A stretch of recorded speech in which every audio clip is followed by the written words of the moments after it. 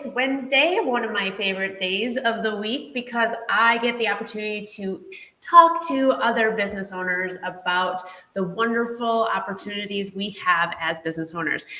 Welcome, I'm Cindy Rowe from Cindy Rowe Marketing. It is Backstage Live. I have a guest here today. Welcome, Clyde. Hey, thanks, Cindy.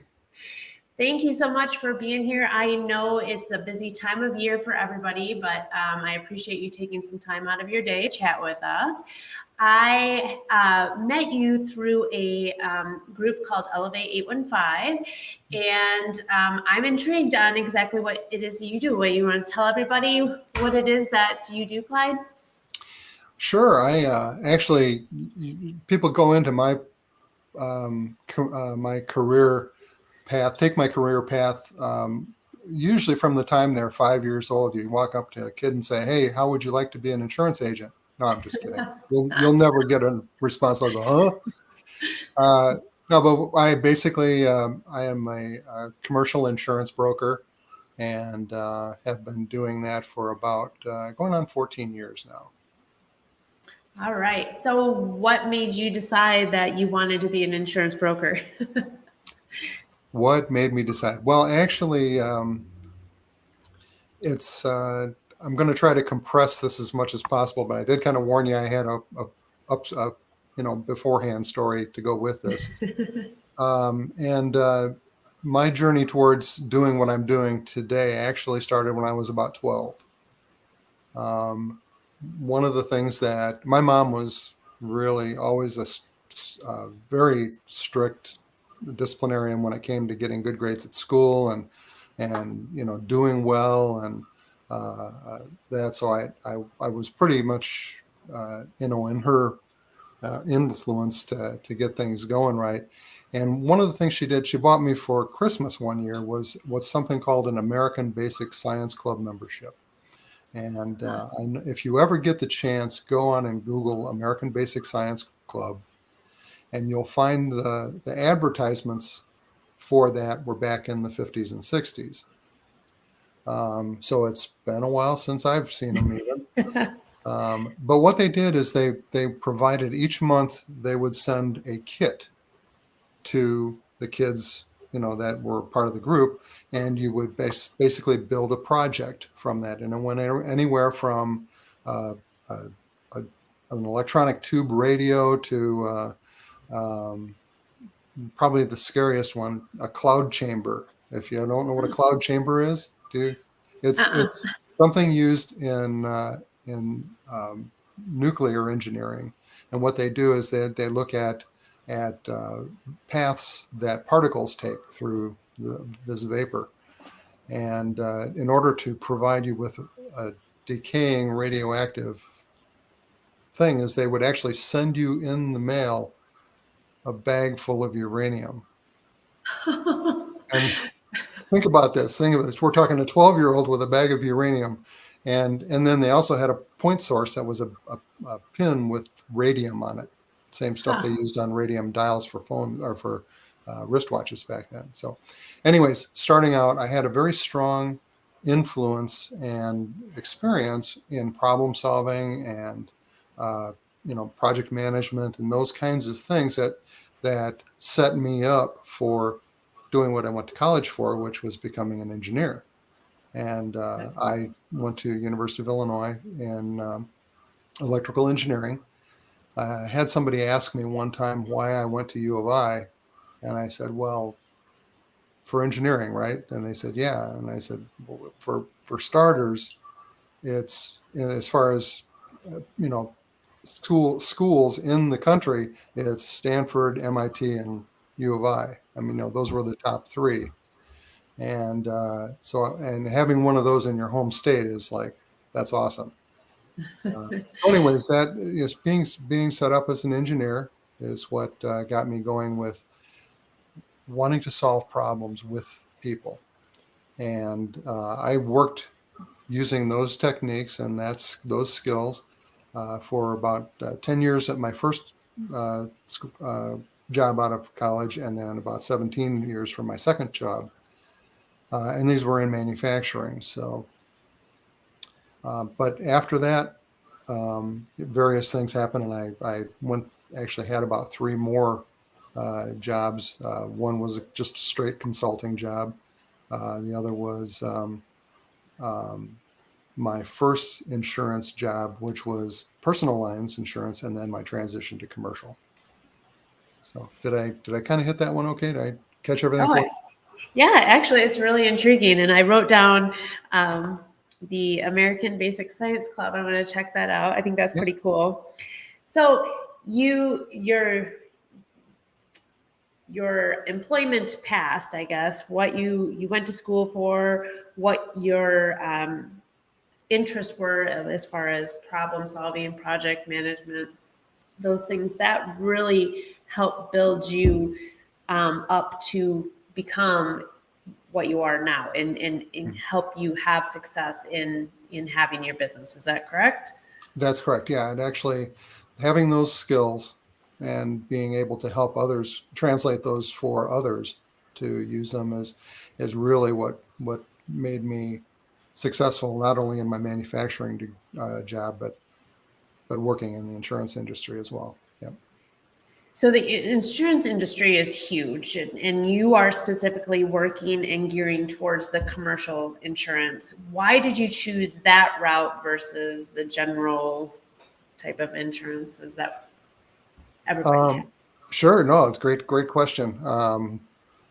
It's kind of one of those wash, rinse, repeat type things that I didn't like about the personal lines insurance industry.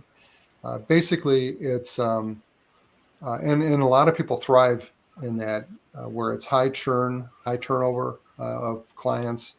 A lot of you have to have a lot of clients, a lot of a very large book of business in order to be successful in it financially as well as just otherwise. But um, yeah, so it's I hope that got to your point. Did I get you okay on that?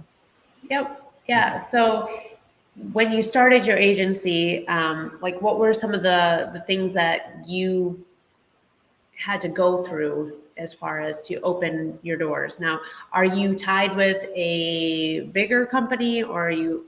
I think you said you're a broker, so you could probably, if I understand correctly, you deal with several different companies, correct? Yes, that's correct. When I first started out, I was with Farmers Insurance, actually right down there on Main Street, Roscoe. Um, and yeah, Farmers was one of those. They're an interesting company because they provide just a tremendous amount of support for their agents. Almost, I had one guy tell me it was almost too much support. You felt like you were in kindergarten, but it was really good stuff. It made sure that you understood what was going on and the whys of it. The thing is, it was also pretty broad based in that it wasn't just auto and home, and toys like boats and things like that. It was also uh, what they wanted us to do was life. They didn't care if we did health, but we did life insurance and then also financial services. So coming out of that, or actually moving into the insurance market, I had to get licensed for all of those as well. So the first 6 months that I was working was basically me just studying and taking tests and doing the things that I needed to get prepared for actually physically transitioning into business. On kind of the other side of that is you may get the impression, hopefully you'll get the impression that there wasn't a lot of money making going on at that time. I was doing mostly training, and to the point where my first paycheck from Farmers was actually a bill for $200. You owed them. I owed them, yes. But it was like I said, the very a whole lot of information and a lot of learning and good support, and we had uh, um, meetings and fun times too with the rest of the group. So it was a very social thing as well. But then, like I had mentioned there, the personal lines business is a very high, high turnover, high transition, getting more clients and bring them in and saying goodbye to the old ones. So I wanted to do more, and it was a lot less problem solving. There wasn't a whole lot, if somebody asked you how much insurance they needed for liability on their car, that was about as deep as you went, as far as for helping them with problem solving. Whereas when you make that, I'm still finding new ways to be astounded at the depth of knowledge that's needed in commercial if you're going to do it properly. And that's really my main goal, is to make sure that I have all of the relevant information, or at least I have the ability to get to the relevant information and help my clients solve problems in their insurance program. That's great, because I feel like we kind of mesh in that same way. I help clients with marketing, mainly social media, and we know how ever changing that is. Yeah. So it's like trying to stay on top of the trends so that I can help them the best way possible. So I feel like we kind of are in the same wavelength on that part. Yeah, We definitely. actually have a comment from a Facebook user, so they haven't agreed to the StreamYard thing yet, but that's okay. They're asking if you have to do a lot of continuing education on top of your initial training. Yes, as a matter of fact, our licenses renew every 2 years, Oh, and wow. and so that every other year we actually have to go through the continuing education classes and pass the tests.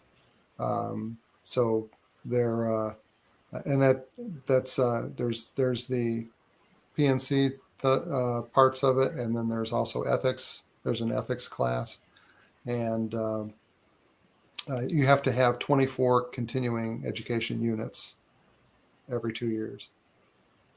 So when you started out with the Farmers Insurance Group and then branched out into your own, Mm-hmm. is that correct? So what were the steps that you needed to make sure you covered in order to make that leap? Or like, what was one of the major reasons, I guess, that you took that leap away from them?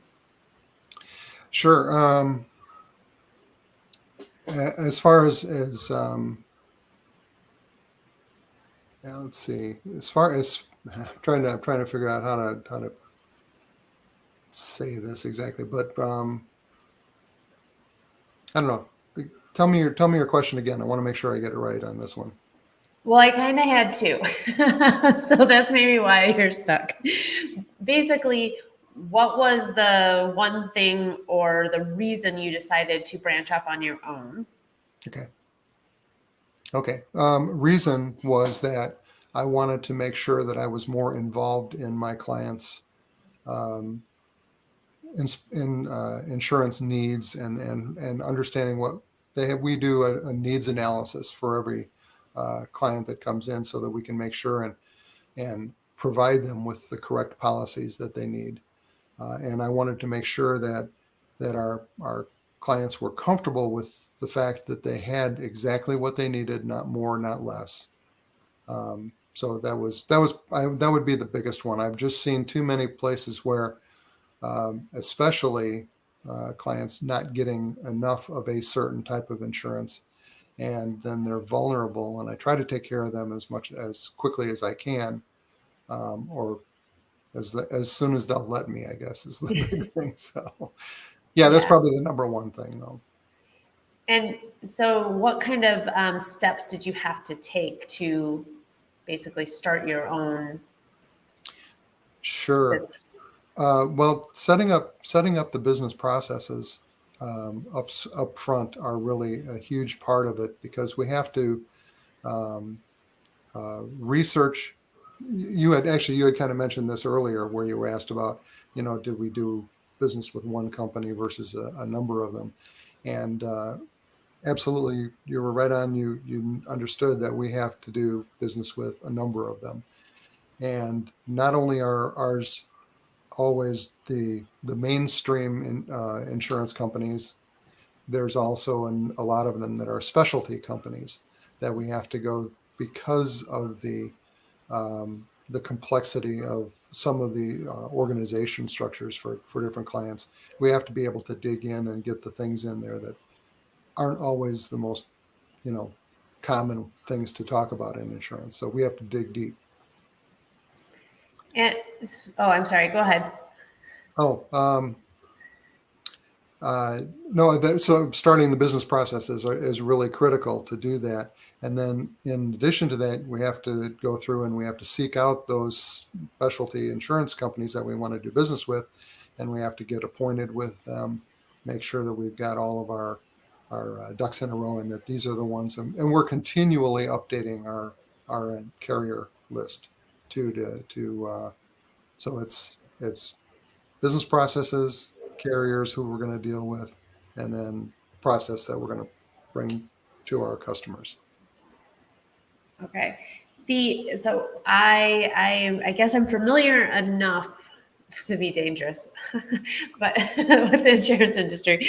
But I know that some insurance agents, that they may take over books of business, right? When they take over an office, you're starting from scratch, right? Per se, Yes. or were you able to bring over some clients that maybe you had serviced before? Or like, Well, how did you get your first set of clients? Like sure. that's scary as anybody leaving something a little stable, right? To go, like, that was a big scary fear of mine when I left corporate, is like, how in the world am I going to find a client? So share with me like how that process was. Well, that's you hit the nail right on the head. That is such a scary time. That's the best way to describe it, and um, that's why it is really important to get the business process started and follow that and keep following it. Big piece of that, of course, is client acquisition. So we do, but yeah, starting from zero or nearly zero is really an interesting one. Yeah, and just staying with it. Keep never give up. Keep going. So what worked well for you as far as getting your client base started? Well, we did. Actually, this whole thing, I know everybody out there is saying, yeah, I know COVID really did a number on us. And unfortunately, we had set up our marketing plan ahead of time. And now one of the biggest part of our marketing plan was telemarketing. Um, Interesting. I yeah, like that. and we actually were on a pace to do really well first year out. We started in 2018, and we were on a good pace to get things going when COVID hit, when everything happened. And the best that we could, when we kept going, it was myself and Jason, who was the other guy in the office. And between the two of us, we had to do a pivot really fast to try to figure out how else we were going to meet people, because with excuse me, especially with our target market, most of those business managers originally, or when we talked to them to begin with, they were in an office, and then Yeah. going into COVID, they were no longer in the office; they were in the factory making stuff. So they didn't want to take the time to even think about insurance at the time.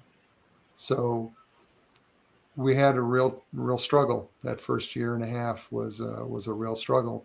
And then this past year, and towards middle to the end of 21, that's when things started to pick back up. And I get a lot of, one of the things we did change, however, is we went from telemarketing to seeking referrals. And we were actually going out and meeting and talking to people that we knew were in a position where they could refer us and we could refer them to business. So Great. And referrals are the best type of marketing you can have. you bet. People, they really take other people's or their friends' word over ads or, anything else. So that's kudos to you.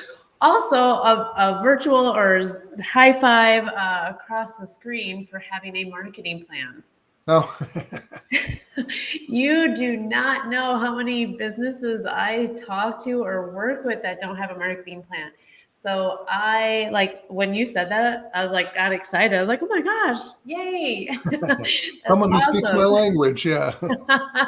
Not many people have it. But it's so important. And even if it's just a few bullet points that match up with your business plan of where you want to be in 5 years, like what are the tactics that we're going to get there? It does not have to be extreme, but just having, some kind of guideline really helps you. And I think even in your position, maybe it benefited you where you were able to look at it and pivot more quickly than somebody that didn't have it and maybe freaked out a little bit more.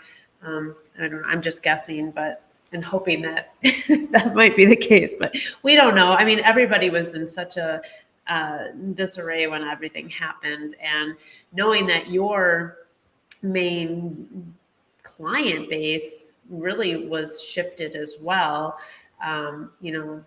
That's easily for all of us to panic, when you're not sure how you're going to approach this. But it sounds like you did a fantastic job. Now, Thank you.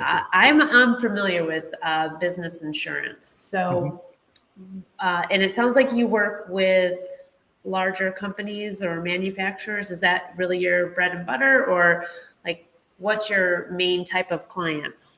Yeah, actually, we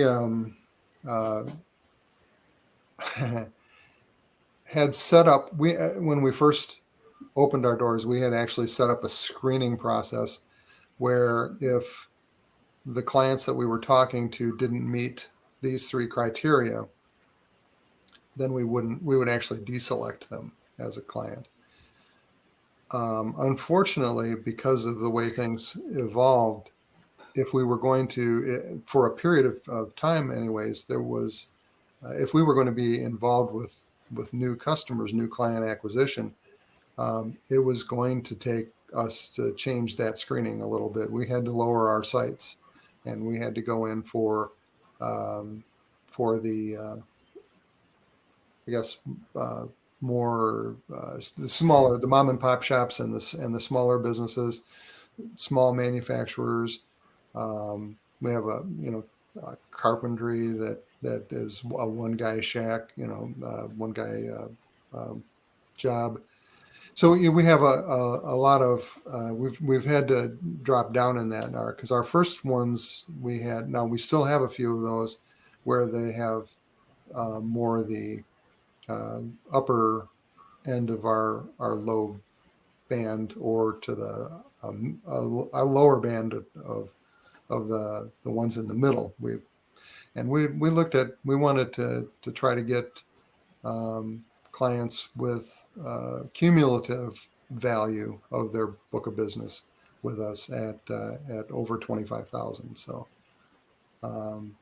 and we're getting there with that. We're starting to turn back to the bigger ones, but we had to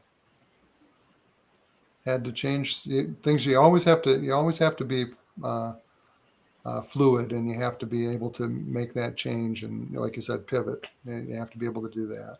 So Well, and I feel like as your business continues moving forward, like you said, like opportunities change, things change, and the beauty part is we can change right along with it if mhm. that's what we want to do because we own the business. So um, we have that opportunity to make those choices, which I think is one of the perks of being a business owner. Mm-hmm. Oh, We definitely. ultimately get to make that decision. And I'm reading a book right now, and um, he continually makes the point in the book that at the time when there is posed a question, we only have the relevant information, that's in front of us. Like we can't see in the future, so we can only make the best decision that we feel, having the information that we have, that we feel is best for where we want our business to go in the Mm-hmm. future. And, and then we have to accept whatever the result is of that decision. But, we also have to be kind to ourselves and knowing that, you only had a certain amount of information to make that decision. So I feel like being able to have those ebbs and flows in the business really make it interesting and really provide for our own personal growth, as well as the growth of our companies. So Oh, absolutely. Yeah, couldn't have said it better. we're getting near the end, where I give you the opportunity to chat specifically about your business. But I do have a question, because I don't think we've really uh, opened or discovered it yet. But what's been a big win since you've owned your own agency? What's been that one success that just really keeps you going when all the crap happens and all the fear sneaks back up and you're like, oh, why did I do this? Like that one thing. Can you share that with us? Um, yeah, I would just actually, it's just going to be a particular um, time when we had been just absolutely, you know, hangdog, had our, just shaking our heads and not figuring out what we can do. But we were kind of getting to a desperate time, and all of a sudden, this one we call them whales came in, and it got us just it re-inspired everything. So it was just all it took was one big one, and we've had a number of others since then, but it was just that one at the right time, and it probably made the difference between us staying in business or not. That's great. It refueled you. Absolutely, absolutely. Well, we have another question from Danica. What advice do you give young professionals wanting to start their own business? Just in general, a business. Yep. Um, well, I think that we kind of hit on it a little bit as I was talking about getting my business up and going. Uh, Having that, and you hear it all the time from management professionals and such. Got to have a business plan / marketing plan, um, and it's like we kind of talked about. It doesn't have to be 47 pages, and yeah, it can be very short and sweet. And I prefer to have them kind of nice, short and sweet, because then you can measure them against the Mm-hmm. numbers that you're getting in and say, okay, it is what I'm doing, getting done what I want to get done.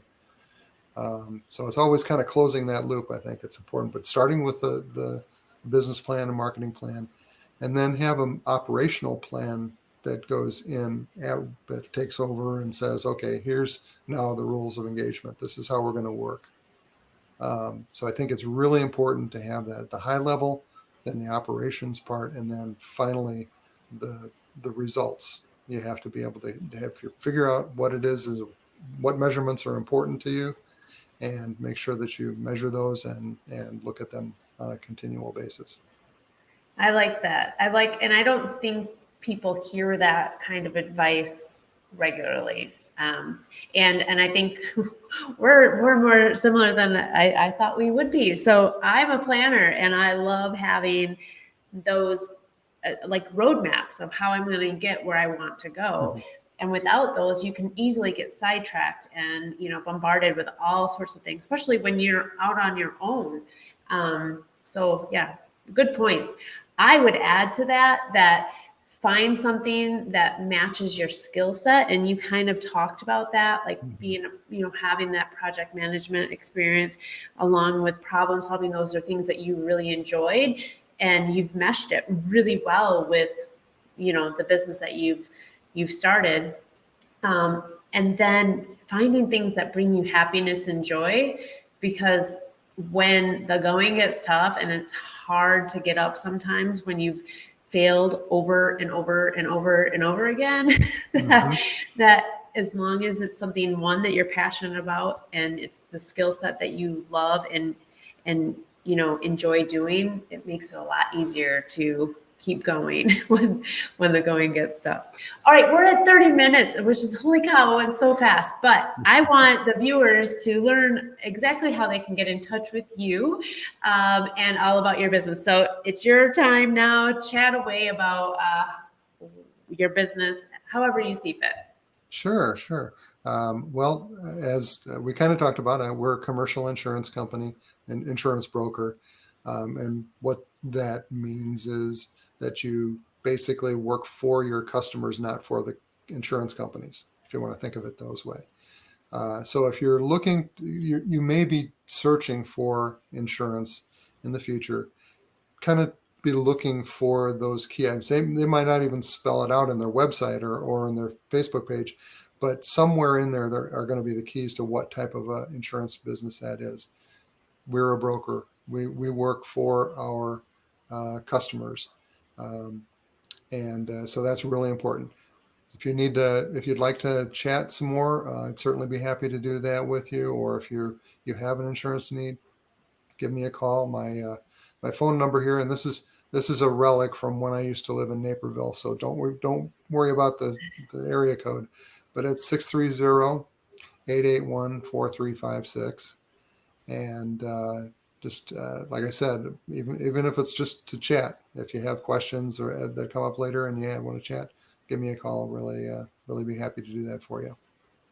Awesome. So yeah, I put it up on the screen, your phone number, your Facebook, your website, all that information is there for the viewers, whether they're watching live now or on the replay, they'll have it to get in touch with you. But wow, it went really fast, and I seriously enjoyed our conversation. Thank you so much for sharing your afternoon with me and our viewers.